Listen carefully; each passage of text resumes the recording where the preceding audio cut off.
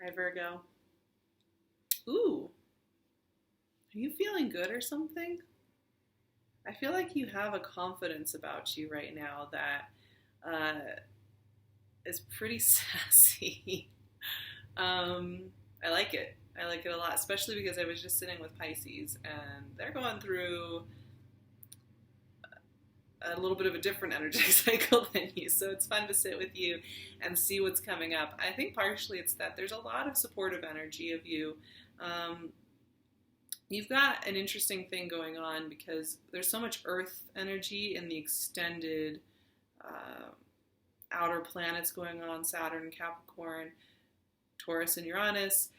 You have that trining aspect going on. Not only that, Gemini season is an interesting time for Virgos anyway because, your ruling planet, you share a ruling planet with Gemini. Gemini is your 10th house of, what you're doing in the world and like the impact you're making and where you're headed and your reputation in this physical real world. So it's kind of positive energy for you. Not only that, we start off June with a grand water trine, and water energy for Virgo is really supportive. It kind of waters you and gets you moving. We have Cancer, we have Venus in Cancer, we have Jupiter in Scorpio, we have Neptune in Pisces, and they're all hanging out doing these great aspects with each other.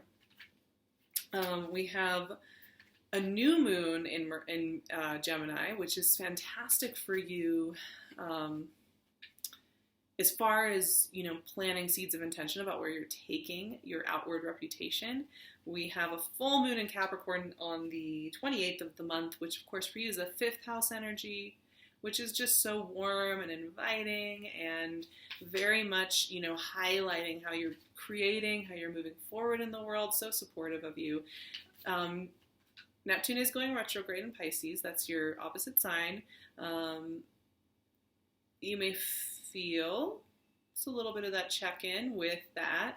Another thing is Mars is also going retrograde. I got to look at my notes here. Mars going retrograde in Aquarius starting on June 26th near the end of the month. And that's lasting until August 27th. So there's a couple months there where that initiation drive energy for everybody is getting pulled back just a little bit. So there's a little bit of assessment here rather than it just being go, go, go, go, go, go, go. However, like I said, the energies for you are kind of wonderful. This is a nice burst of energy, before we hit Leo season, because by the second half of June, we're in Cancer season, and then July, we're starting to hit into your 12th house energy, right? As we hit Leo season, Virgos always need to slow down a little bit and check in through the body. So we're going to enjoy this June before we do that and enjoy this high intensity energy that I see coming for you. And the three keywords that came to mind for me, you guys, was heart, body, soul. You're kind of getting a highlight in each of those areas. Heart, body, soul. So with that in mind, I'm still shuffling here. With this sassiness comes new questions about where you can take your energy, right?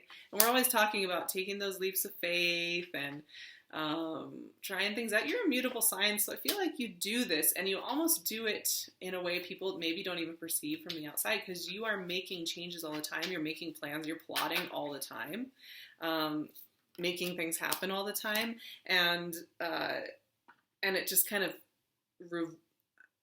revolutionizes your world in almost this consistent, steady way, right? So this month, we're pulling these cards out. We're going to see what we have going on here. I'm so curious because with that sassy energy I'm feeling for you, I'm curious to see what that means. And there's a lot of really great energy here for you all. I'm so excited to announce that. So the way I'm doing the reading this month, I'm just doing a little differently. We're going to do 4 cards that are the behind the scenes energy, the bigger process where it's trying to take you. 4 cards that are much more about the practical day to day. And then I'm going to use my Cosmic Tarot at the end to pull a 9th card that is the overriding last message for the month to take with you as you kind of feel through this energy. So let's see what we have going on here. The first 4 cards, like I said, this is where the process of June is trying to take you. So this can be this can be a lot more in your face, or it can be something that's happening more subtly on an emotional, intuitive level. We have the Ace of Cups, the Chariot, the Five of Wands, and the Six of Cups. Relationship strong here, which is not totally surprising because, you know, we're heading into Cancer season. The planets are starting to go into Cancer earlier in the month. And that's your 11th house. It's, you know, your community, the people surrounding you. And it's also just an energy that's very symbiotic with you and has a lot of shared energy that's very nice. It flows, you know. So I'm not surprised that emotional truth cards are coming out. To start with the Ace of Cups. Wow. Next to the Chariot, I have to tell you guys, seeing that this is commitment in a relationship. Or like a new beginning, taking a relationship to the next level.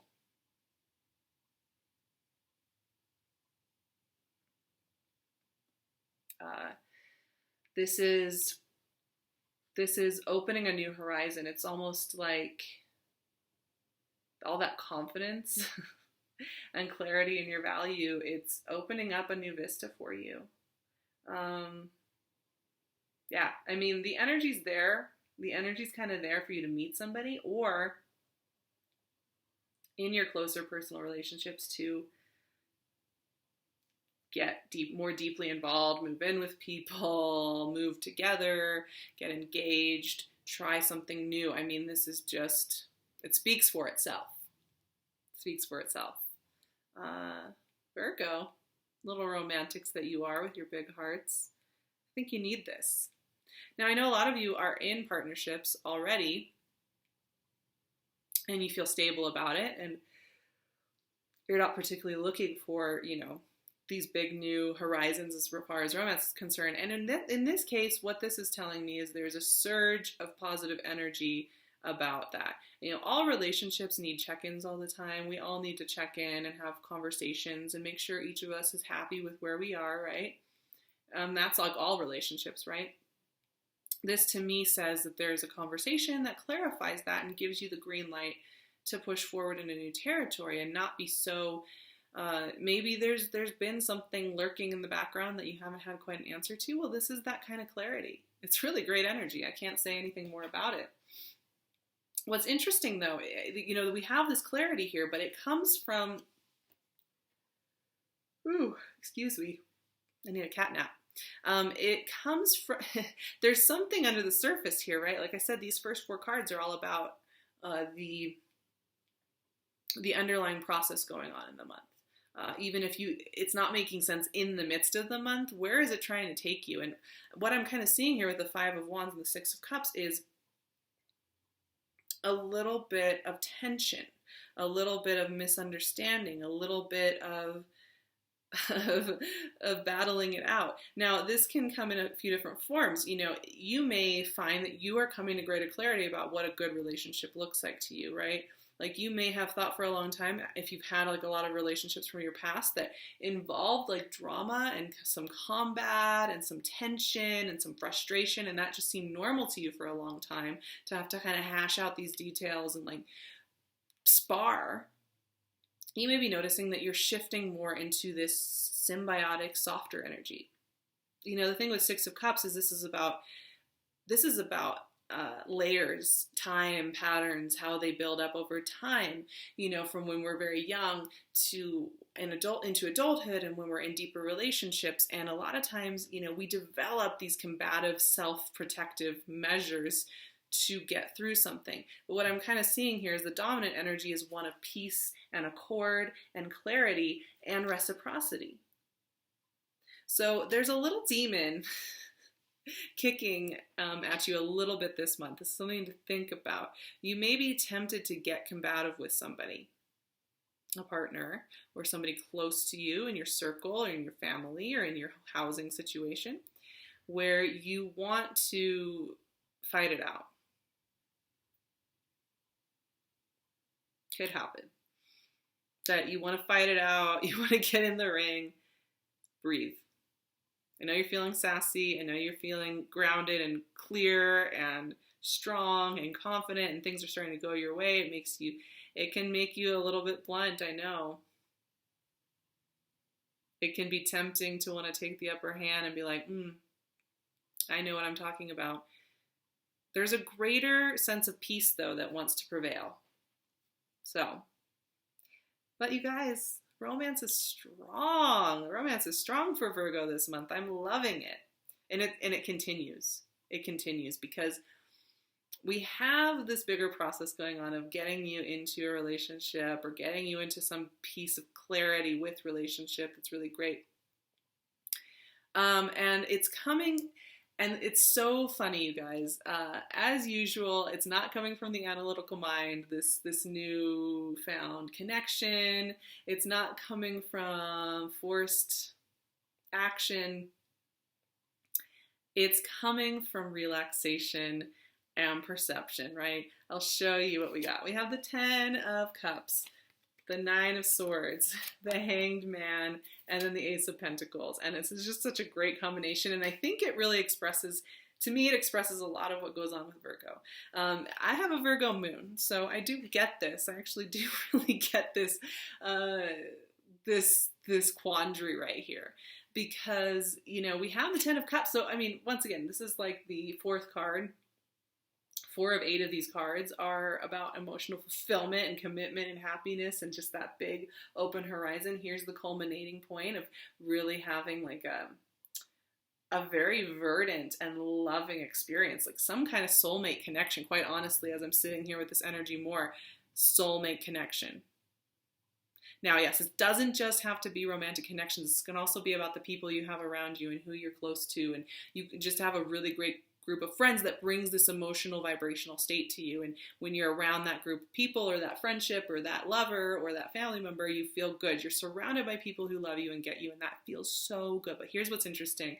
Soulmate connections. And I'm not talking about the karmic stuff. You're learning a lesson, you've asked for a lesson, it comes. I'm talking about, you know, those people that you sit with and you can enjoy life, right? And they're trustworthy, and they care that you're doing well, and they appreciate that you show up with all those thoughtful things that you do. You're so consistent and great at just being there. I love Virgo energy for that. I really appreciate it. Virgo, you get a little wary when it's feeling too good. You're used to looking out for details in situations. You're used to looking out for the things that may not work out. You're used to looking out for problem solving, right? You're really good at it, and you're kind of watchdogs. You're on the lookout for anything that might be coming up that's problematic.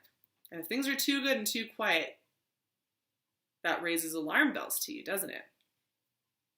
And that's where these 2 cards come in.